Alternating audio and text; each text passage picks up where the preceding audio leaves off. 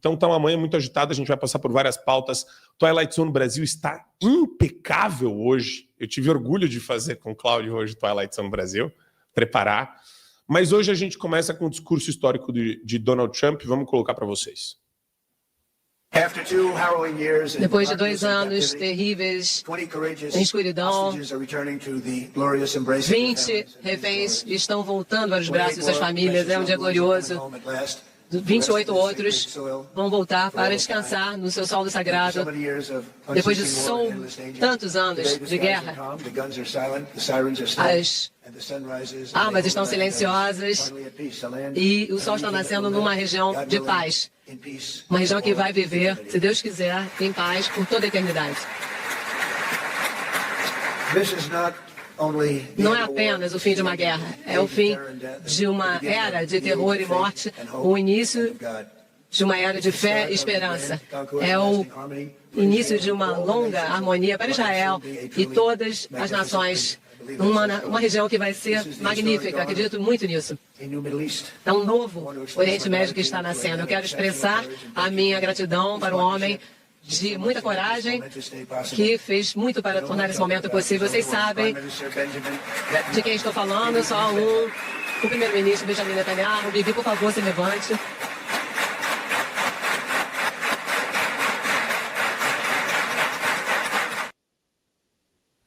Então, a gente tem o Donald Trump num discurso histórico, em algo que ninguém imaginava que poderia acontecer, especialmente pelas mãos dele.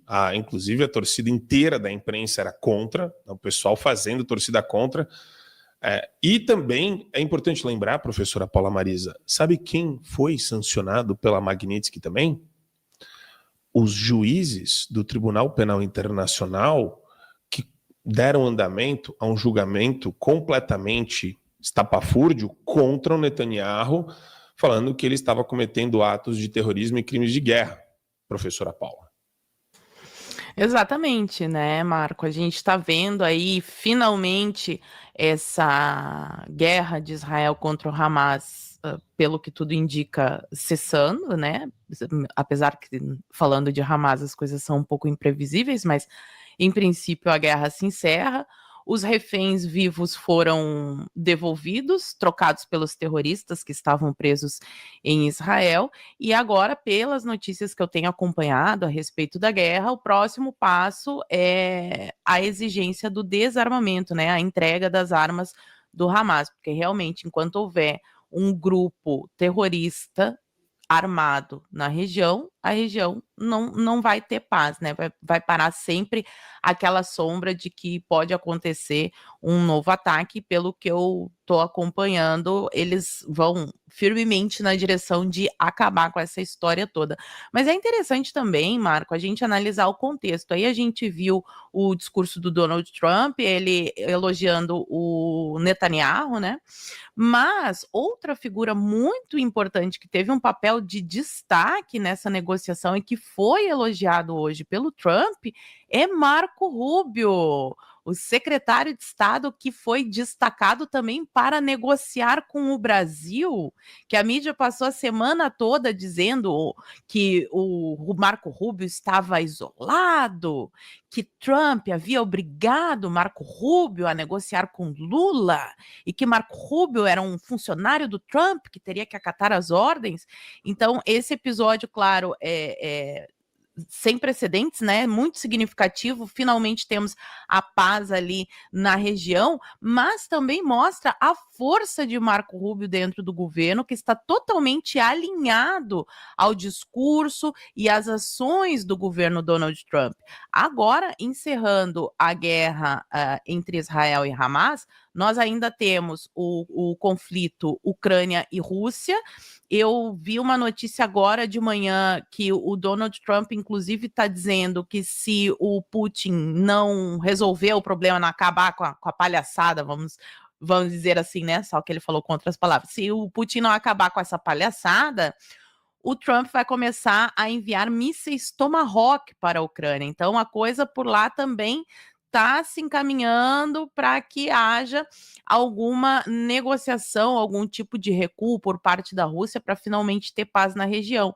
E aí vale lembrar que, além do conflito Hamas-Israel, Rússia e Ucrânia, os navios de guerra dos Estados Unidos estão aqui no Mar do Caribe, apontados para a Venezuela. Maduro, esse final de semana, ofereceu inclusive exploração de ouro, ofereceu diversas coisas para que Trump não ataque a Venezuela. Então, na minha opinião, o meu humilde palpite, Marco, é que depois dessa paz que ele conseguiu lá na região de Israel, o Trump também comece a voltar um pouco mais a sua atenção aqui para a América. Afinal de contas, durante toda a campanha, ele prometeu aos norte-americanos que faria uma duríssima guerra ao narcotráfico. E a gente sabe que o narcotráfico aqui na América Latina, ele só é do tamanho que é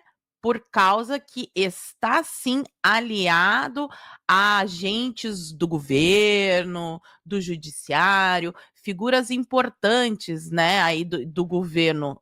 Eu estou falando da Venezuela, tá, pessoal? Estou falando da Venezuela, calma. Então, a Venezuela é um narcoestado e parece que esse narcoestado venezuelano teria ligações com o PCC. E aí eu fecho o meu comentário, Marco, voltando para Marco Rubio nas negociações.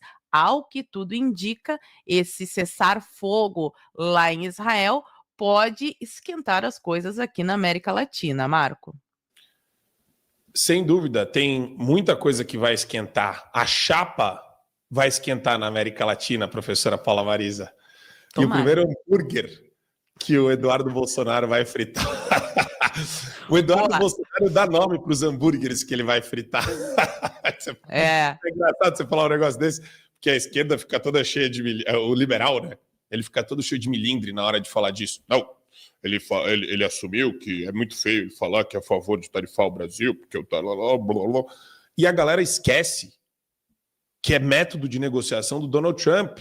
E são várias pistas de negociação, são várias correntes de negociação, são vários setores de negociação. O Trump vai querer passar para os Estados Unidos a imagem de que ele está reduzindo tarifa aqui no Brasil também, que ele está conseguindo reduzir tarifa porque ele está conseguindo acordos comerciais melhores para os Estados Unidos. Isso vai acontecer, isso é inevitável. Isso não é vitória do Lula, não.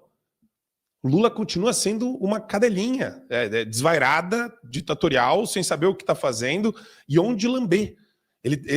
O Lula vai ser devorado pelo ursão. A tendência é essa. O Lula ser devorado.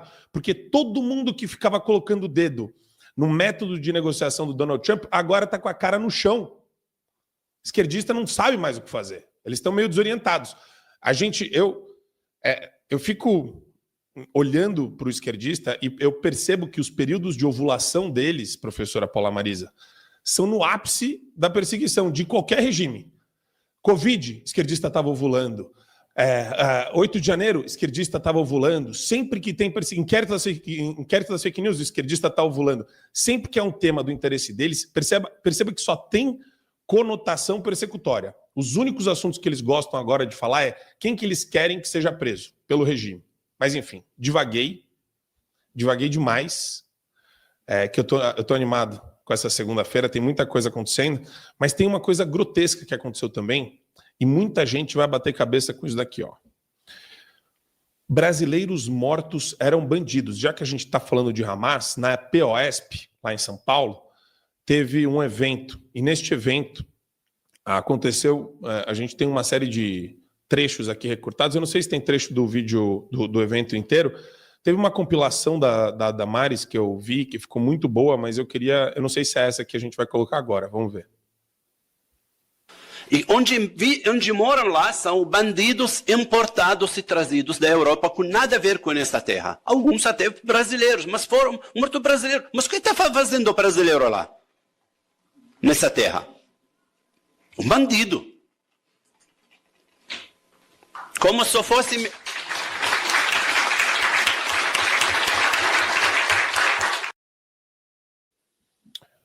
Vamos dar só o detalhe para a professora falar a respeito disso. Eu queria ouvir. Isso aconteceu no Sindicato dos Professores do Ensino Oficial do Estado de São Paulo, a POSP.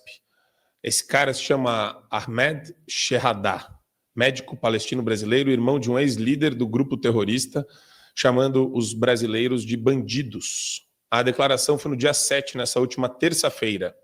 A gente está no dia 13, com um acordo de paz encaminhado e Donald Trump fazendo tudo isso hoje junto com Netanyahu para botar um fim nessa guerra e também botar um fim no Hamas, professora Paula. É revoltante, né, Marco? Ele falar um absurdo desse. Mas o que o brasileiro estava fazendo lá? Ele estava curtindo um festival de música eletrônica, que era o que acontecia na hora em que os terroristas entraram armados, matando pessoas inocentes e estuprando mulheres. Estupros coletivos. Pessoas queimadas vivas. Bebês jogados dentro do forno. Esses são super maravilhosos. Esses não são bandidos. Bandidos eram os jovens que estavam lá no festival de música eletrônica. E o pior é que tem gente que cai nessa conversinha, mas para ficar ainda mais baixo, a gente está falando de um evento organizado para professores, por professores e para professores. Ou seja, é esse tipo de mentalidade que está dentro da sala de aula onde o seu filho está estudando. São essas pessoas que mentem descaradamente para os jovens para que eles achem que esse protesto do Palestina Livre é algo super democrático e maravilhoso. Não, o Hamas, ele só se defendeu. Eles estavam se defendendo. Eles querem o Estado da Palestina e o Estado de Israel, quando, na verdade, eles são terroristas que matam pessoas inocentes, bebês. Eu acho que não há nada mais demoníaco do que jogar um bebê no forno na frente dos pais. Isso é literalmente demoníaco. Então, esses daí são uns santos, uns anjos, uns maravilhosos. E aí, essa juventude alienada, tanto pela grande mídia, televisão, em especial aí por esses professores, vai fazer protesto sem ter nem noção do que eles estão pedindo, porque o conflito lá, eles querem destruir, eliminar, aniquilar o Estado de Israel.